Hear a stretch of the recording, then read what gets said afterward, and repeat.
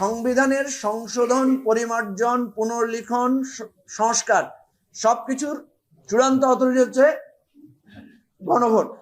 সুতরাং এই জায়গাটাকে কিভাবে আমরা একমত হতে পারি? আর সবচেয়ে বড় কথা হচ্ছে জনগণ চাইলে তো এই সংবিধানও বদলাতে পারে। যে সংবিধান আমরা করছি, এই সংবিধানটা কিন্তু 72 সালে প্রণীত হয়েছিল এবং 72 সালে এই সংবিধান প্রণয়ন করেছিলেন যারা, তাদেরকে বলা হয়েছিল তারা হচ্ছে গণপরিষদ বা সাংবিধানিক পরিষদ। এই সাংবিধানিক পরিষদ নির্বাচিত হয়েছিল কিন্তু পাকিস্তানি পার্লামেন্টারি ফ্রেমওয়ার্কের মধ্য দিয়ে। তো ক্রিটিক্যালি তো আমরা বলতে পারি যে পাকিস্তানি এমপিরা আমাদের এই সংবিধান প্রণয়ন করেছে, তাইলে তো আমাদের সংবিধানেরই বৈধতা থাকে না। সুতরাং এই বৈধতার কুটতর্কে না গিয়ে, যেহেতু আমরা জুলাই সনদের ব্যাপারে একমত হয়ে গেছি, সুতরাং এখন বাস্তবায়নের জন্য একটু ফ্লেক্সিবল থেকে এই কাজটা করতে হবে। আমি যখন এই কথা বলেছি, অনেকে টিটকারি করে আমাকে বলছেন যে আমি নাকি মিস্টার ফ্লেক্সিবল।